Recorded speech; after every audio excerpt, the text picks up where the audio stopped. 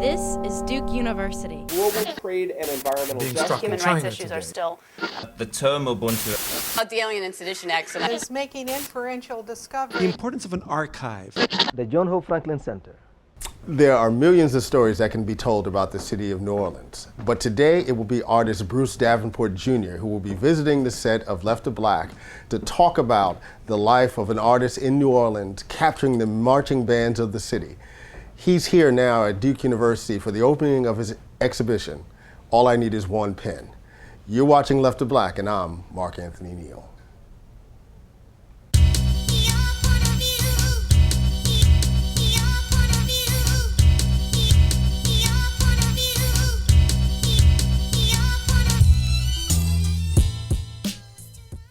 Good afternoon, you're watching Left to Black. I'm Mark Anthony Neal, and we're here at the John Hope Franklin Center on the Duke University campus.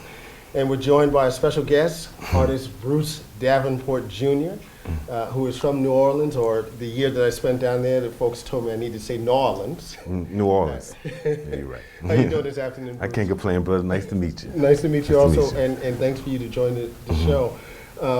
You're here because an exhibit is opening today, opening tonight, curated by Diego Cortez. All I Need Is One Pen, and there's an exhibition of your really interesting work around marching bands. So let's start a little bit and do a little backstory, to talk a little bit about your work. You grew up in the Lafitte projects in New Orleans, and I read that part of the way that you initially got into drawing was so that your grandparents could keep you off the street. Well, when I started drawing like at 5, my grandparents believe a child should be seen but not heard.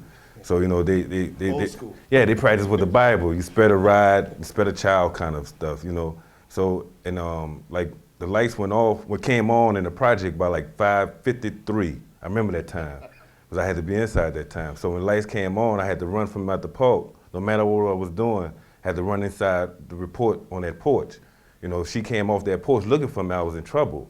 So I was risking being embarrassed by your grandmother, because you had to stand there and take that whip. You couldn't run from her, because all the kids would chase you down and hold you for your grandparents. So so I had to, to go inside, and then inside, my mind started wandering. I had free time on my hands. So my grandmother said, go sit down and entertain yourself. So I used to sit down and I started drawing stick men. So I take the stick men and show my grandmother, say, hey, Mama, how this look? She look at me, she said, do more to that shit. That was she tell me, do more to the shit. And I take it and I go back and I say, okay, so all right. So I do more to it and I bring it back to her. She said, okay, baby, that's a little bit more better. And so as time went on, I was looking for subjects to draw, because I'm inside, I remember one time I witnessed a murder in our driveway. Our driveway was like, you come into our driveway, it makes like a horseshoe, and it goes around and comes on the other side. So this guy, he pulls up in the car, and another guy, he comes to the car. Then another guy gets out the car, then another guy comes behind him and shoots the dude. And so I took that and I drew it, and I gave it to my grandmother. My grandma looked at me and said, boy, she took it and balled it up. She said, don't draw that because people will think you're talking about her. Don't let me see you draw that no more. And so as a kid, I didn't understand, I said, well, Mom, this is what I like doing. She said, no, baby, I understand that, but right now you're in some troubled time. Don't do that. So I got to 13 years old, I went to Bell Junior High School. It's a junior high school right there in the 6th Ward on Johnson and Governor Nicholas and Ursuline. And so I went to that school my 7th grade year, and I went and seen the band. Bell was practicing in the courtyard, and the band director was standing up high, and you could hear him, but you really couldn't see him. Yeah. But the kids didn't make no move until he said something, and I really enjoyed that because being belong, being told what to do. I was used to it anyway by my grandparents. Yeah. My grandmother said, don't follow no fool into no wall. She said, always follow somebody with a straight mind, yeah. And then by these kids being mesmerized by this one person. And that's what I had wanted. And so I tried to get in the band. I remember that, man. For 3 days, I was in the band. The band director told me, he said, look, Bruce, this is what I'm going to do for you. He said, I'm going to take you and walk you to the office and allow you to drop this class. But if not, you go on to summer school. And I dropped that class. And then after that, I went to try to play football. And so the coach said, no, son, you're too small right now. You go do something else. So I still wanted to belong, so I ran track. I ran the hurdles. I remember one year when I tried to run the hurdles, I went to jump over it, and it caught me in my thigh. And the inside, oh, man, I didn't want to quit, but I wanted to make children, you know, but I got better with it. And so my 8th, 9th grade year, I played football, you know, and art was like a distant thing to me. Yeah. Because at 15, 14 years old, you starting to realize little girls, you know, and what the girls wanted. And in my junior high school, if you didn't have a Letterman jacket with that B on your chest, you was nobody. There are people who say that's still the case. That do, mm-hmm. you know. Yeah, it's cool. So I couldn't get it in band, so I can get in athletics. Because my family, my uncles played ball, my aunts, my mother did that, so I fit right into that. So I forgot about art, you know, art was a distant thing for me. But I still could do a little something, you know. I had I left junior high school and went to high school at Clark, Joseph S. Clark. It's over there on Esplanade Street in the 6th Ward. And I played football for them. I blew my knee out my senior year at this stadium called Ted Gorman. I twisted my knee, then I did rehab in college, you know, but still art wasn't nothing for me. I still could, you know, do it, but it wasn't important to me. Yeah, it wasn't important. You're watching Left of Black. We're here with artist Bruce Davenport from New Orleans, Louisiana. You go back to your art in 2005. Mm-hmm. Before Katrina, like two months before Katrina, I was drawing some stuff, and I had a roommate, and he was dog sitting his mother's dog, and I done drove like 20 pictures, man. This dog came in that room and urinated all over my whole work, and so I went to him. I said, "Say, bro, you know, your dog done urinated on my artwork," and he gave me attitude. So before I go to jail, I said, "I'm gonna book on out of here." I moved out and got my own spot. And then that was August the 1st. I got into that apartment. Then August the 29th, Katrina came. I mean, Katrina was like a woman. It was like a wife coming home and catching her husband cheating on her. It was rocking and rolling. So Katrina took out all my work that I had. She took out all property that I had. I had at least common sense to put some pictures of my grandparents and stuff inside this plastic container and close it. Yeah. And so when I came home, the container was up in the sky. I had like 12 feet of water. 12 feet of water, so when the container dropped, it tilted over. So I goes into my kitchen, my refrigerator is laying across the 2 counters like this. So I opened the refrigerator and looking for my marijuana, and I picked out the marijuana. I said, "Well, this ain't no good." And I threw it back, and then I went back inside the house, and I still could smell. It was a smell that place had. You know, I still smell it every day. But so after that, I say I wasn't discouraged, so I got sent to Minnesota. They sent us to Minnesota. And then in Minnesota, I started drawing again. I came up with like 20 pictures in like 2 months. I was just drawing every day. Why the marching bands? I mean, there's lots of images from New Orleans that you could have chosen to latch on to, particularly after Katrina. Yeah. What was it about the marching bands that drew your attention? It was fun. It was exciting. It was something that I can take and people understand right quick. It was something that, you know, if I took it and said, here, you know, take this out. And it was like, wow, where you get this from? That's the first thing they asked, where you get this from? But if I would have came out with the scenes from the projects or negative things, they wouldn't have took to me right then. My thing was, since Katrina, everybody was going through negative situations. I want to give them positive situations. So the marching bands, they were what was happening. I mean, a lot of those pieces almost serve as memorials. Right? It's what New Orleans was before Katrina, and it's a reminder of what community was like in some way. The competition between these schools. When I look at your pieces, the first thing that hit me, I immediately think about Second Line. and so talk a little bit about the relationship between these high school marching bands, you know, what we know as second line music, and even what role these marching bands play during Mardi Gras celebrations and things like that. Well, what happened is a kid, if he wants to play an instrument, he has to learn at the elementary level first how to hold the instrument and play a couple notes. Then in junior high school, middle school, which is the breeder schools to the high schools, they get better. Andrew J. Bell Junior High School is one of the best bands they had.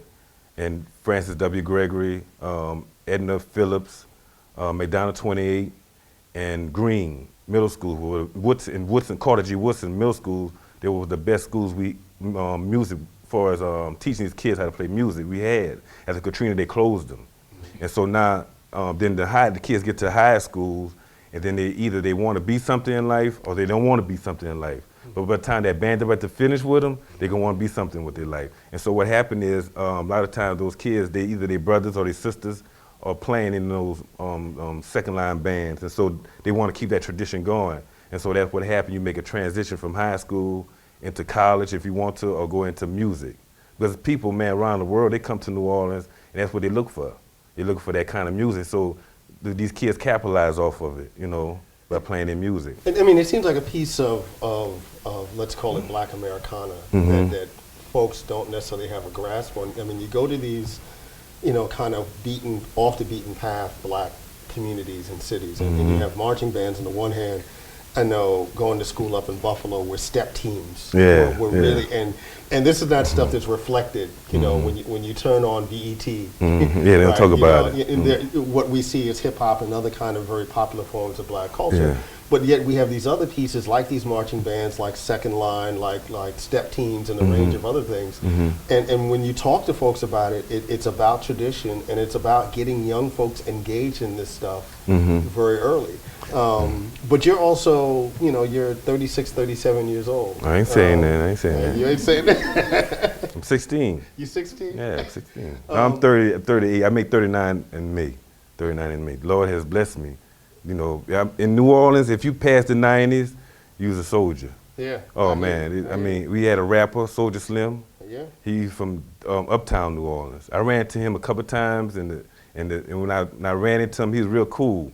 But it was like his environment outside of, you know, that rap game was real troubling for him.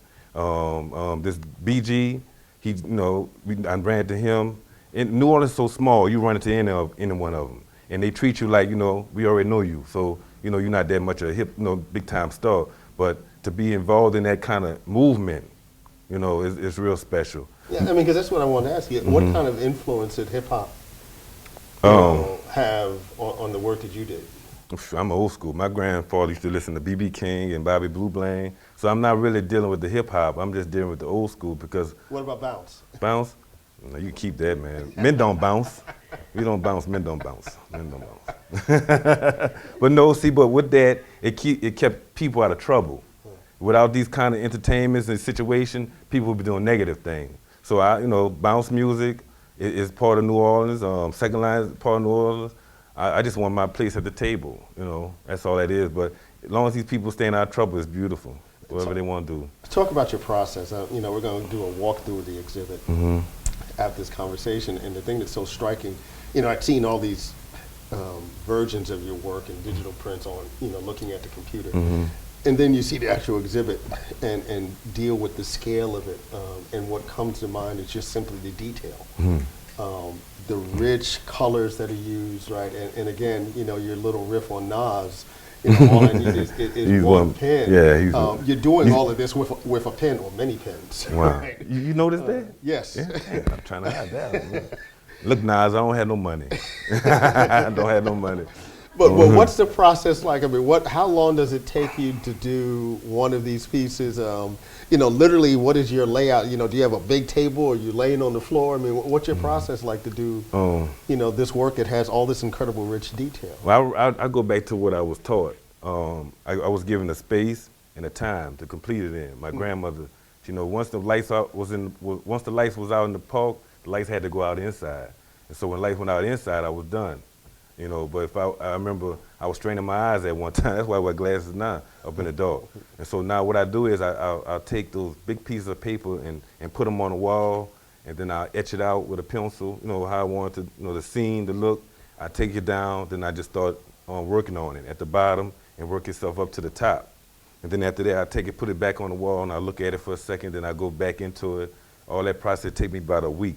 It take me about a week, and then I gotta go back and color it. So after I color it, that's another 3 to 4 days. So maybe good 14 days to work on at least one of them. You're still in New Orleans? Yeah, but I can't leave New Orleans. I'm homesick now. I live in the Ninth Ward, New Orleans. First, I was brought up in the 6th Ward, in the Lafitte Project.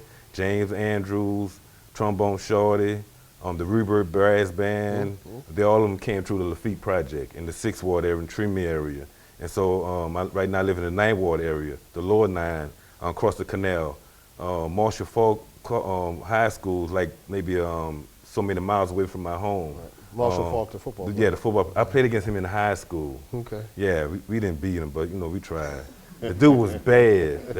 The boy played everything but catcher, whatever. He was bad. But it's just the tradition that New Orleans have because, you know, if you downtown and then you can go uptown. If you uptown, you go downtown. If you know, you can go into East New Orleans and everybody was like cousins and family members to one another. So it was never like, you know, I couldn't go at the area because of what I looked like or what I was. But, you know, it was just a beautiful thing. And I just wanted to be a part of something that showed New Orleans as special. You know, instead of, you know, every time you turn the TV on, we got a politician going to court. We got a DA sticking somebody to a crime he didn't commit. You know, we got a mayor who not doing nothing. And I wanted to show the people of New Orleans, you know, what's happening. We part of a movement, you know, like the Harlem Renaissance in New York. You know, we part of that movement. We coming at you with music. We coming at you with artwork. We coming at you with athletes. We coming at you with the kitchen sink. Because, you know, if you feel that Katrina come through there, then she didn't take us away. And, you know, it's time to show people what's happening with it.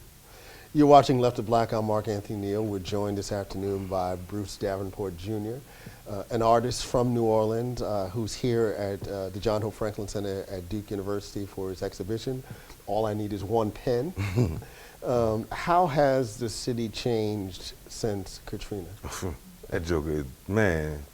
Well, after Katrina, they closed maybe 9 junior high schools. Yeah, the schools are kind of crazy down there, right? Well, it's not the schools, the people who coming in trying to run it. You got the public schools, the charter schools. You fighting each other. I know these two kids, one go to charter and one go to public, and they related, but they fight amongst each other, talking about how good their school is. And I say that's foolishness, because now they came in and separated kids, separated families. At one time, it was just schools, and everybody was together. Right. You know, after Katrina, man, they came in, they closed 9 junior high schools down. I think they closed like 20 elementary schools down and opened back 10 of them up. And then they went through the high school level and just cut that to shred. They closed like maybe 10 of them. And so now once you close it, you know, they think they done cut the head off, but they didn't, because now here's people, they rely on their memory. So that's where I fit in with the culture of the marching band. Are kids still learning about marching bands? You know, in these that's the best thing for them to do, to learn something. Rather than anything it is, learn something. Because once you learn something, you know something. You can be able to talk to somebody about something. So my thing was, I didn't play in this band. We used to beat up the band members, you know, playing football. We had to, you know. And so now I had to get into the band. So what I did was I created the second series work, and in the FEMA trailer, and I gave them all the schools copies of the work. 20 high schools, 10 universities have my work up in their band rooms. My thing was to get into the high schools, to infiltrate them, to let them know I'm here for them. If you need me to come talk to your children about making a move and being successful in their life, you can holler at me. I did to universities, because the university, they come to New Orleans to recruit these kids for their band programs. So the best feeling a kid could have coming from New Orleans to go to Southern or the Grambling or the Texas College, all the schools I donated to see Bruce Davenport Jr. on the wall and saying, man, that dude from the NO, his work is at our school. That's a pride thing. And so that's why I like giving these kids pride. You know, my thing was, when I got into this art game, not to be a role model, just to pay some bills, but it involved to pass where I am a role model. You know, little kids, little young artists, 12, 13, coming up on me, knowing me. Hey man, can you look at my work? What you think about my work? You know, if it's good, I tell them, man, keep it up. If it's bad, I tell them, keep it up anyway. Because, you know, I still have, you know, I depend on them to make it come up like I did. So when I retire from this game, they could kick in and take over. Yeah. How do you feel about this phrase? You know, when I read some of the stuff that's been written about you, folks will describe you as a folk artist, and you're really quick to hit back that, you know, that you're just an artist. You know, how do you feel about those terms, right? You know, when someone calls you a folk artist, you know, what do you think they're really saying? They're saying that I don't know. Tell you the truth, they call me folk artist. Just call me paid. That's all. Call me Bruce. Call me Bruce Jr. Getting paid. But seriously, the thing about being a folk artist and a contemporary artist, you have responsibility. No matter what they call you, got a responsibility to get it out to the world. That what your work is doing, you know, whatever they put you in, that they like it. No matter what you are. When I got into business, they called me a folk artist. Some people didn't call me a folk artist. They called me other names. I didn't care. I just wanted to work out. Because at first it didn't come as work, it came as a culture. Because now, can I go back to this culture, you know, with my head up, and tell, you know, for them to tell me, look, Bruce, good job. You know, so I don't label myself as that folk artist, or a contemporary artist, or that abstract artist. I'm just Bruce Davenport Jr., you know, the realest. Have you had the chance to watch David Simon's HBO series Treme? Yeah, I watched it. In fact, they filmed around my neighborhood a couple times. I thought maybe he would have came in and talked to me. You know? But it's good. I like it. I like that they show. Do you think it's an accurate portrayal? Somewhat. No, ain't too many white people running around New Orleans like that. Not no second lines. We got some of them, you know, but not like that. You know, they're missing the mark. You know, he's not. No. But it's all right. I love it. I love it. I love it. One of your city's favorite sons these days, Wheezy. That's my dog. That is my dog. I remember this little boy when he was 12 years old. He used to do concerts in the parks. Him and Cash Money. They would come out to the parks uptown by the Magnolia and they would perform. And this little dude, he was about this tall, and he grabbed the mic and it was just something. But the whole audience would be captivated by this little boy. And I was simply looking. I said, "Look at this little boy, 12 years old. Now look at him now. You know, he just part of a movement that I got to be part of, you know, on that train ride. Master P, you know, No Limit, Mystical, all those people. We grew up, you know, amongst around each other, you know, and, you know, we all 30s or 40s or whatever it may be. And so we part of that movement that we got to show the next generation y'all could be a part of. Yeah. Instead of going to Angola, these penitentiaries, I mean, come on, let's go to Disney World with your kids going on vacation, you know. Put your kids on the plane ride, go to Paris and show them that, you know. That's my game plan. My little daughter, she's 11, and she's the worst critic other than my grandmother. You know, it's always, "Daddy, I want, Daddy, I want, Daddy, I want." I be like, "Baby, Daddy want love from you." But she gives me that. So in return, I reward her on a good thing. My thing is when you're raising a kid, you never want that kid to depend on negative. Yeah. Because you never know what people's minds are. So when you know you're doing right, you know you want to go ahead and make that thing happen for them. That's a beautiful feeling at the end of the day. What's up for you next? The world. The world is mine. That's all that is. I want to show in Paris. I want to show in Germany. I want to go to those places. I want to go to those places that I read about in the books and see what's really happening. Yeah. You know, because now those people, they don't want to come over here to New Orleans because they're afraid. You know, they might think they're getting jacked up by these hotel prices and stuff, and by these people, you know, ripping them off. So if they can't come to me, I could go to them. And that's what I want to do. I want to be able to have my nieces, nephews, and my kids to say, "Man, my uncle was the man." Yeah. I want them to say that. That's what I want. You've been watching Left to Black. I'm Mark Anthony Neal, and we've been joined this afternoon by Bruce Davenport Jr. Of New Orleans, whose exhibition, All I Need Is One Pen, opens tonight here at the John Hope Franklin Center at Duke University. Thank you very much for joining us this afternoon, Bruce. Thank you for having me, big brother.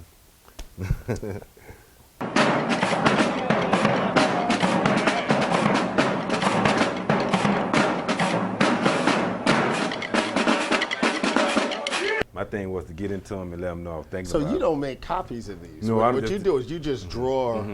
Just all original. Just all original. Now, if I like something, I might make a copy. But now on this size, I just make all original.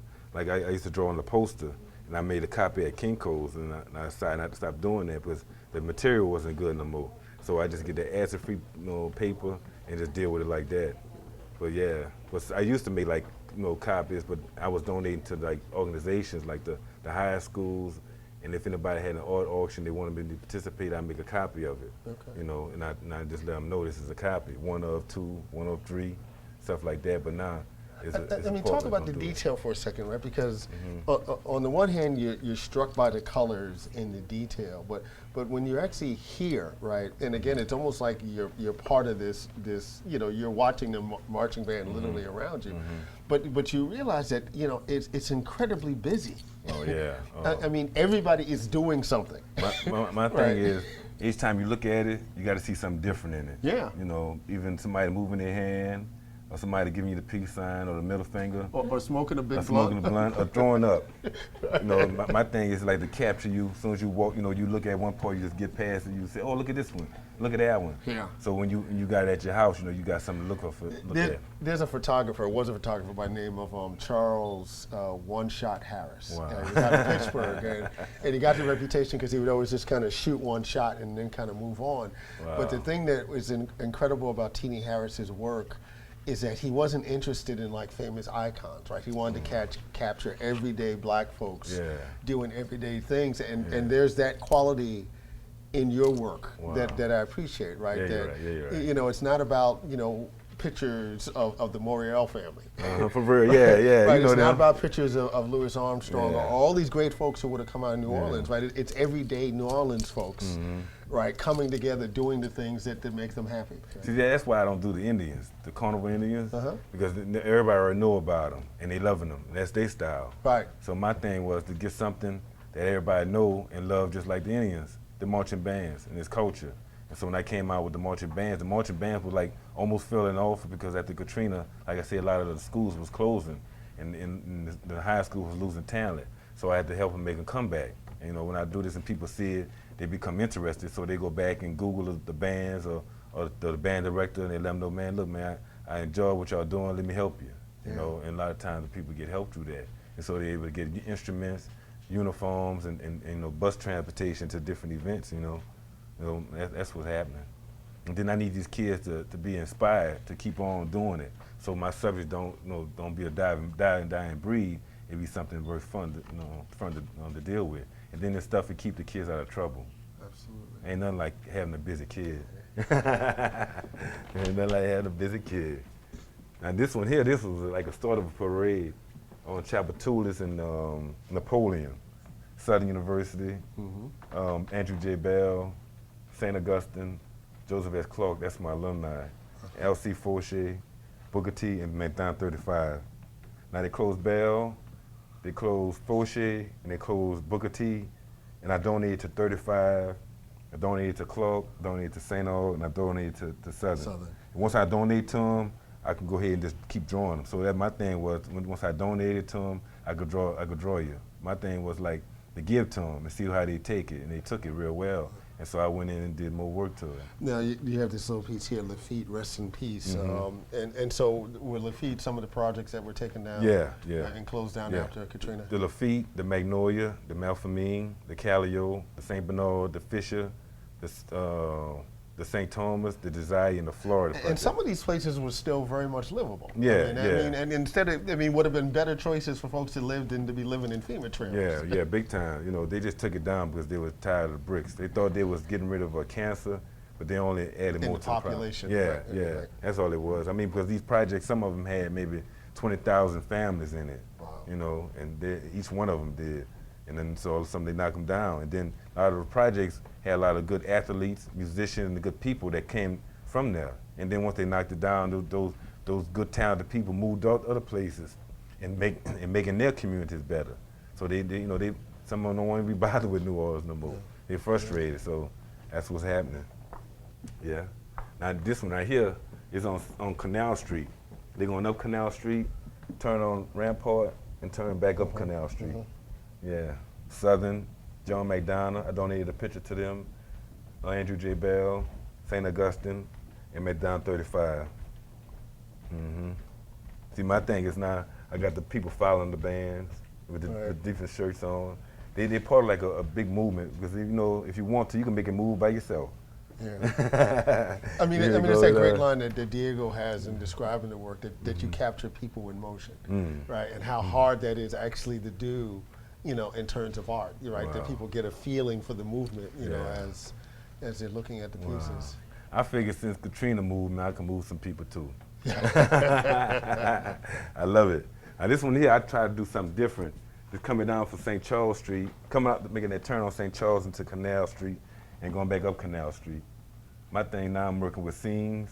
I put them in scenes and just throw the band in there. You know, the band's got to go with the people, and the people got to go with the bands. They all go together.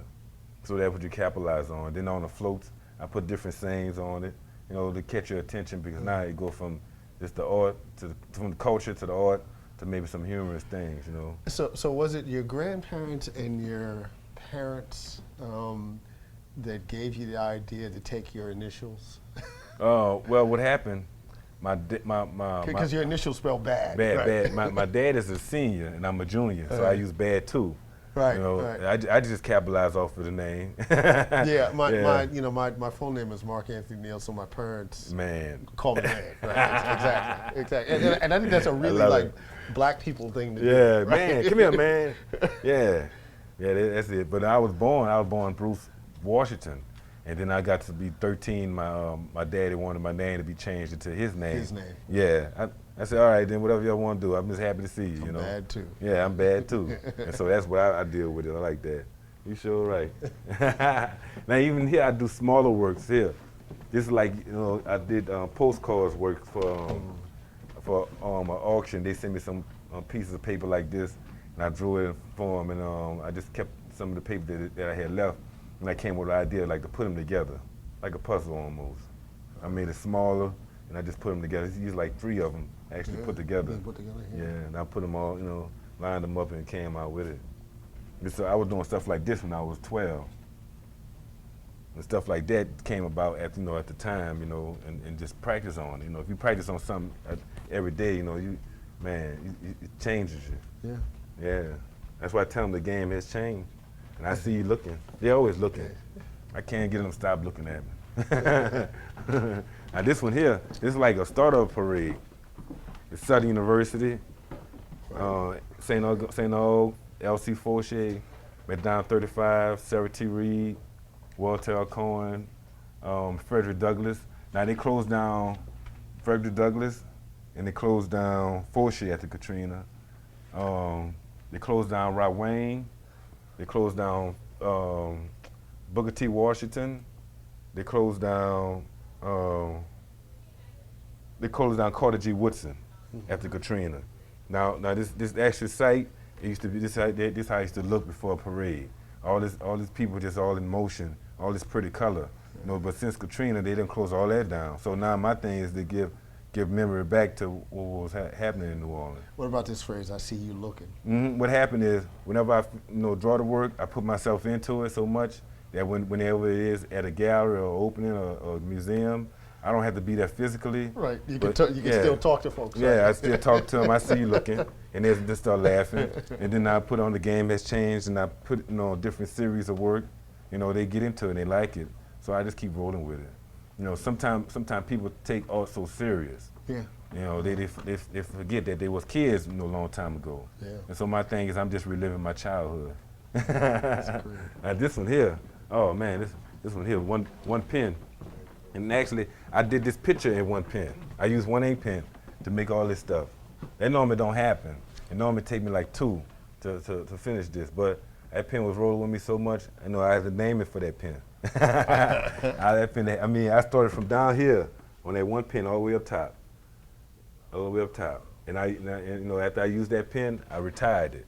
I said, you're a blessing to me. And I just named that one, all I need is one pen.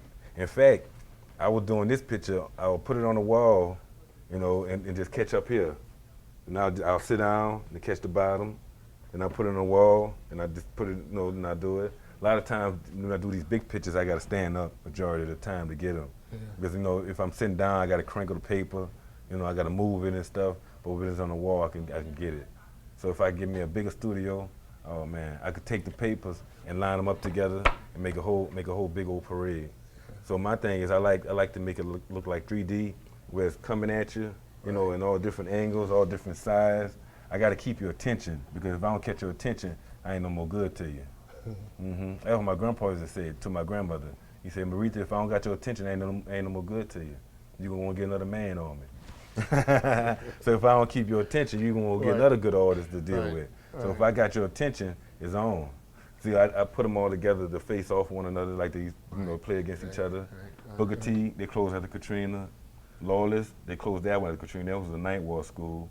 L.C. Fortier was an uptown school. They closed after Katrina.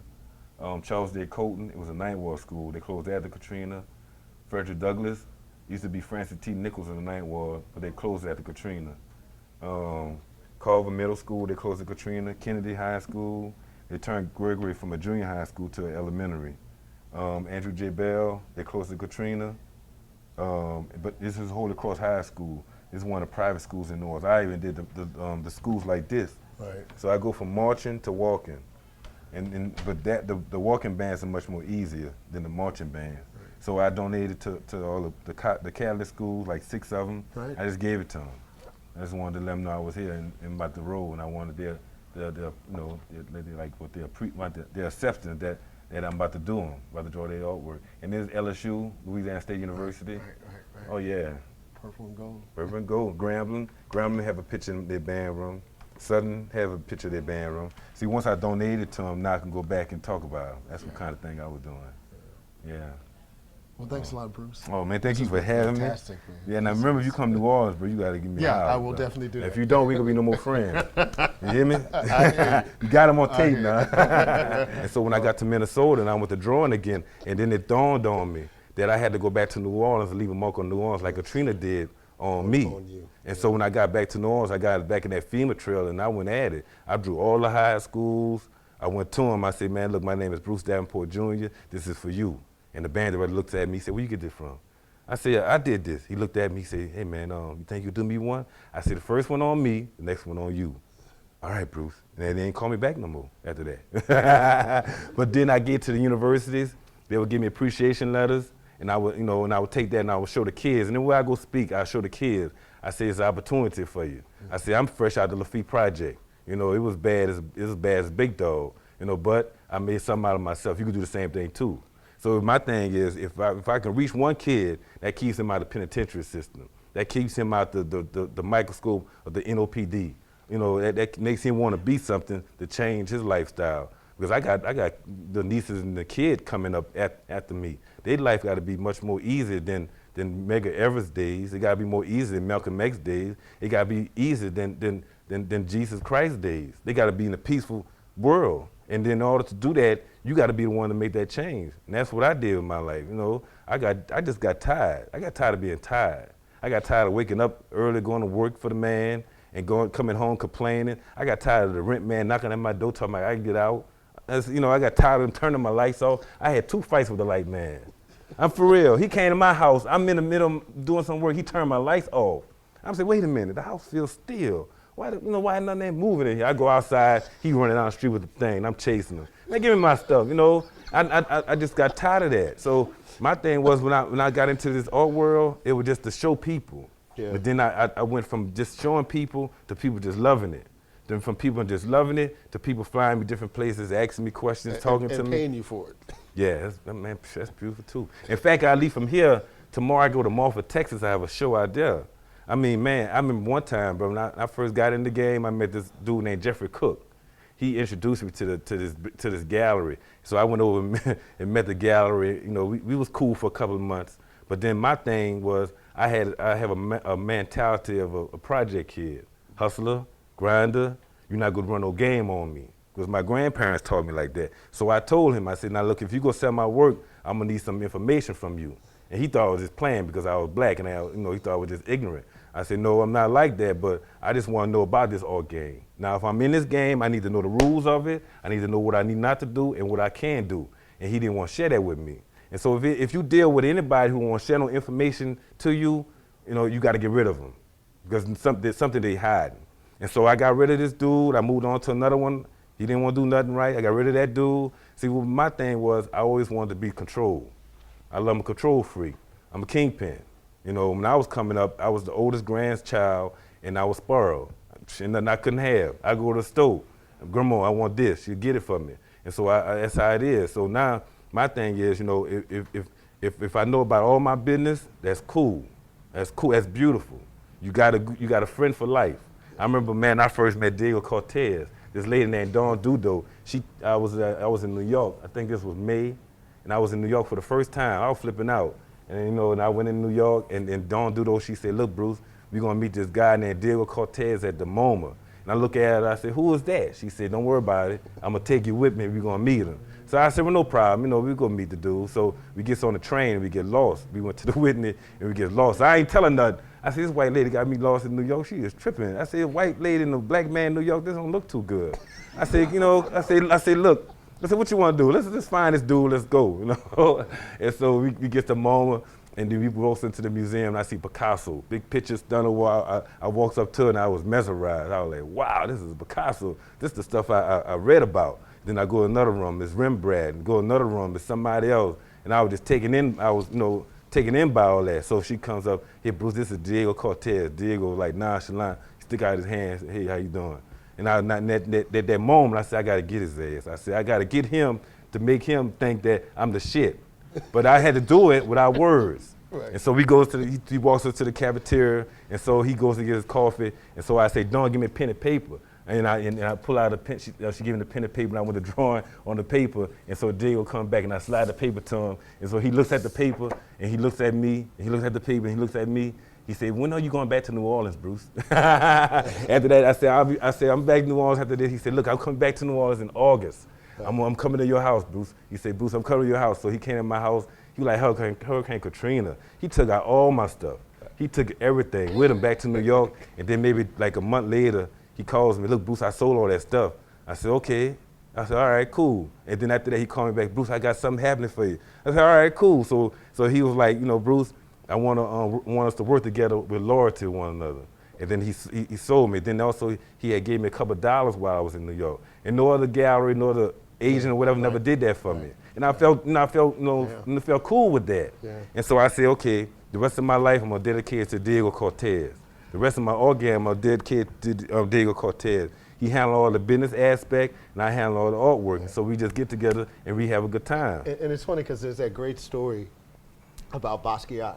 Oh, right, walking into the restaurant with Andy Warhol and giving him one of his prints, and Warhol, That's clean. Yeah. That is clean. My thing was, if I'd have walked up on Andy Warhol and gave him something, and if he would have known me, we'd have had a fight.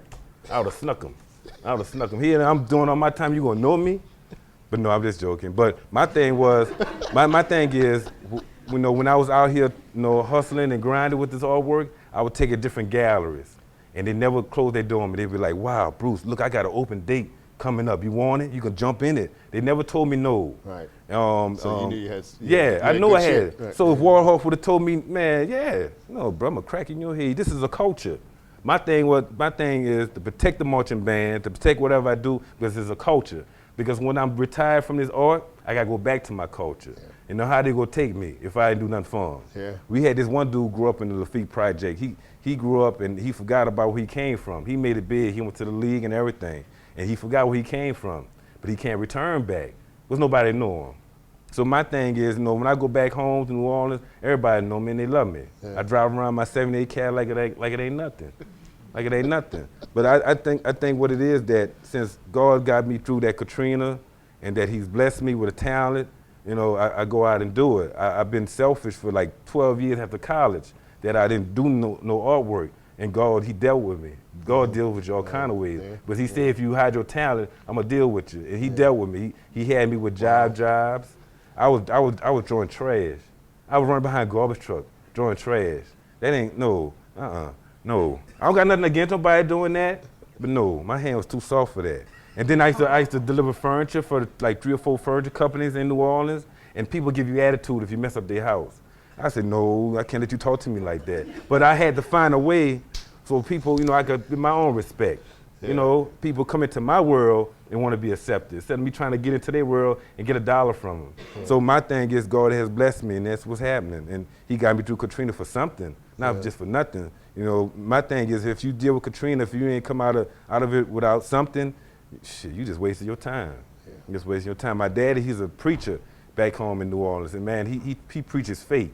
He preaches faith all day, and then he preached it, he drilled it in my head, and I like, okay, I understand now. So that's what I do. I go out and tell people about it. They ask me, how New Orleans? Still there. But let me tell you about Bruce. That's what I tell them, Let me tell you about Bruce, what's going on. My thing is to gather up all I have and just to show it to people. Yeah. I want to do like to 10 series. I'm on 6 series now. 4 more years, I'm going to retire from the game. I'm going to do something else with my life. We got any questions in the audience real quick? Oh, I didn't know they was there. No. I was in New Orleans last week, Mardi Gras and St. Gentilly. So you can imagine that my experience for Mardi Gras was probably a lot different than what people assume Mardi Gras is about. Oh, yeah. So when we were being on Bourbon, I was like, I'm Charles Place for all the black people. I need the bridge and things like that. And I was wondering, so I didn't see like beignets and beef. I saw like the bands, and I saw like the Indians and things like that. Yeah. And I didn't even know this stuff existed. No? No, they don't show you that. You don't know that you got Indians in New Orleans. I was like, what? Yeah, Carnival Indians. Right. Yeah. So I was wondering, when you do your artwork, do you ever feel pressure to exhibit the stereotypical symbols of New Orleans, or do you always keep true to wherever you come from and only show what you got? I just do it. And I do it and let them deal with it. If they don't like you because of what you're doing, make them change. So my thing is, I draw these bands, and some of the people don't like it, that's on them. It's a culture. I gotta keep the culture true. I gotta keep this culture pure in my hands. Anybody else's hand, they do what they want. But when at the end of the day, they gonna say, well, he kept it real. But if they don't like you for what you're doing, that's on them. They ain't like Jesus Christ.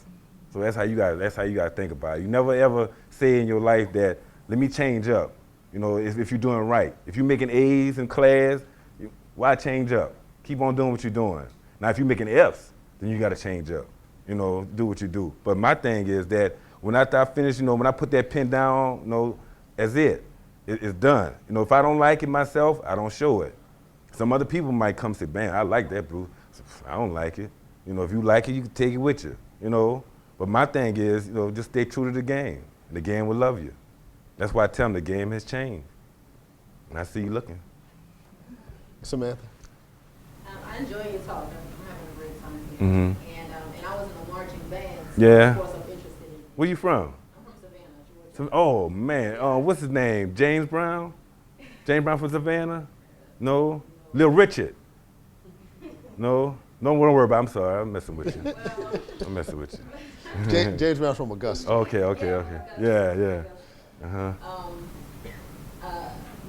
question. Oh, okay. So you're doing these marching bands, and some of the things that I'm thinking about, like discipline, you've been talking about with your grandmother, and what you witnessed with the band leader in New Orleans, which is something that was, paramount with our marching band. It's always about discipline. And also, you're talking about like this kind of street savvy when dealing with galleries as far as business. These are the types of things that I don't think people generally think about when they look at marching bands, the kind of discipline, the kind of street, kind of intellectualism that's happening with the kids who are a part of these bands. So I was wondering, when you're doing your work, and as you progress with the work, melding together art, music, storytelling, what's the next step for the music, for the art and the way that you're portraying the music? Because a lot of these marching bands do more than just marching band stuff. They do like classical music and concert season, and they do jazz music, stuff that people never really recognize these kids to be doing, that takes so much focus and so much dedication and commitment and time. And I was wondering if you have any plans, not that you have to, but I'm just curious if you have any plans of illustrating that type of stuff. I want to do some documentaries on the old band directors before I want to put the art together and document it through that and video and catch the old band directors and the current band directors and the alumni who's marching the band. I'm gonna tell the whole story of it, put it all together and showcase that to the world, and then with the artwork. So my thing is I want to hit them on both ends, and I want to do books with it too. I want to hit them on both ends. I want to hit them so hard where, when Katrina came through, I want them to feel me like that, and at the same time, and to make the kids see that it's a reason for living. Let me go pick up an instrument. Let me go pick up a ball. Let me go pick up a book and be something, instead of just picking up knives and guns and going rob people. My days when we was coming up, we fought with our hands. After we fought, we shook hands, we moved on with ourselves. Nowadays, it's a whole different generation. When we was coming up, we said our prayers in class. Our parents disciplined us with belts, whatever they pick up, and they had no problem. Nowadays, it's changed. Now the devil was all up running through here rampantly. And so my thing is at least to come in and ease, not slow them down, just to erase them off the map completely. I ain't no Jesus Christ, but I understand what he was trying to put down to the world. And so my thing is I use that art to preach to the people, When the people realize, okay, I'm tired of this, I want to do something different, then so be it. And that's what it is. That's what it is. We will be doing this again next month, Wednesday, April the 13th. Left of Black will take over the regular Wednesday at the Center programming at 12 o'clock in what will be a special conversation with Carla F.C. Holloway, talking about her new book, which was just published a few months ago. Thank you, everybody, for coming out. This has been a lot of fun. We got some extra footage that we weren't expecting, which is even better. Thank you again, Bruce.